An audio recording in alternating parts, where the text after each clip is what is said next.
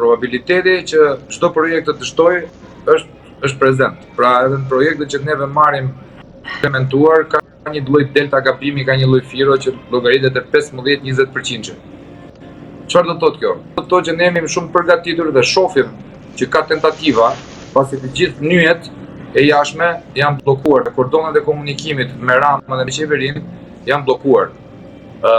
Po shohim njerëz të cilët e kanë shitur shpirtin, e kanë shitur për pak gjëra, të cilët kanë bërë diversione për hapin fjalësia, ky i bleri këtij, ky i shitur nga ky e gjithë me radhë. Neve nuk na shqetëson dhe nuk reagojmë ndaj atyre sepse kemi ditur që në start që do jenë. Ndryshe nga qytetarë të tjerë të cilët janë në një formim më idealist. Ne të dy që na ke këtu në studio, nuk hym fare te idealistët, neve hym te realistët e pesët. Pra ne e trajtojmë realitetin në real politik, ashtu në pragmatizëm politik, ashtu siç është. Por që kjo protest nuk ka për të vdekur dhe nuk ka për të shuar, për këtë po mendojmë neve të gjithë, jo vetëm ne të dy, por ne të gjithë. Pse ne të gjithë? Sepse po lëmë dhe po sakrifikojmë të gjithë punët tona. Kjo protest është bërë si një detyrë shtëpie, pra ti mbyll tërë punët e ditës dhe do t'i hash kohë nënës, babës, gruas, fëmijës, shoqënisë, vetes tënde mbi të gjitha vetes, sepse ne nuk po pushojmë. Jemi kudo duke punuar me influencim. Influencim te diaspora, influencim te shqiptarët e Shqipërisë brenda. Influencim që mos të prishen dhe të vrasin frikën e njerëzve.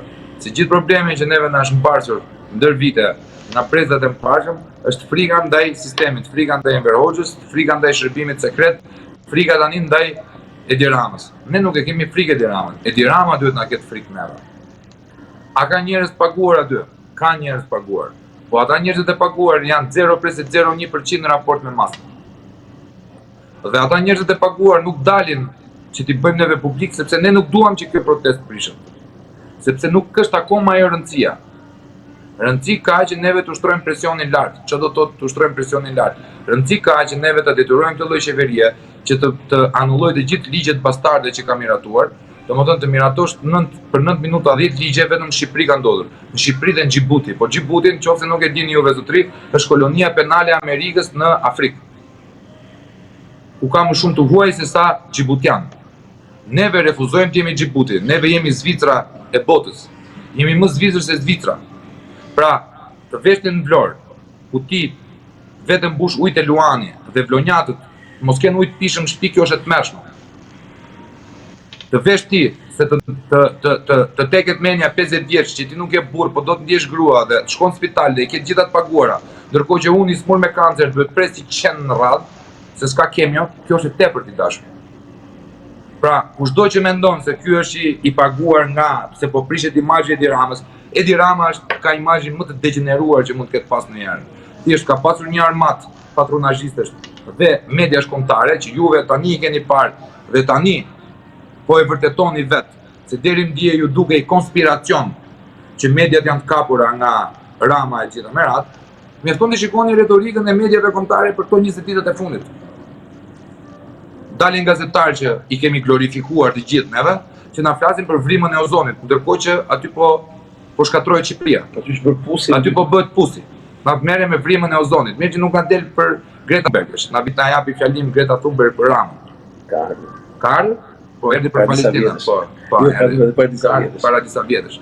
Pra, neve në këtë protest, kjo është protesta e cila ka për të djegur të gjithë krimbat. Ky është revolucioni i vonuar i dhjetorit 90-s.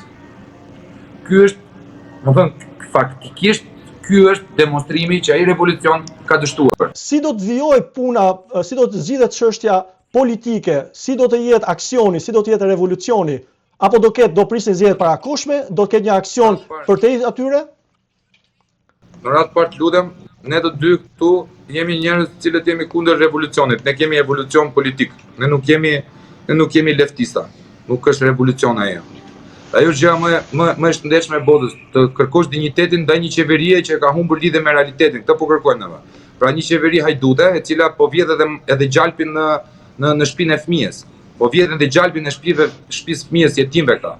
A kupton, nuk është se neve po bëjmë revolucionin, se s'kemi armë. Arma jonë është truri. E dyta, zgjedhjet parakoshme nuk ekziston fare. Jam unë i pari që le jetën aty të zgjedhjet parakoshme nuk kanë për të bërë, sepse asnjëri nga ne të dy nuk punon për, apo ne të gjithë aty nuk punojnë për Agron Shenjë, Adriatik Klavajn apo Arlin Qorën, cilët janë me parti aty dhe duan të futen zgjedhje. Nuk intereson këtyre Tiki Rama apo të biri regjimi, këta u intereson që të futen në parlament dhe të maksimizojnë votat e tyre. Neve jemi për zgjedhje për qeveri kujdestare, 1 vit e gjys, 2 vjet. Dhe propozimi im që ta bëj live këtu dhe ty ta kesh ekskluziviteti është që KQZ-ja dhe të gjitha KZ-at e të gjitha qendrat e votimit duhet të ruajnë me patriotët më të mëdhenj, për atë të cilët e paguhet shteti shqiptar me ushtrinë.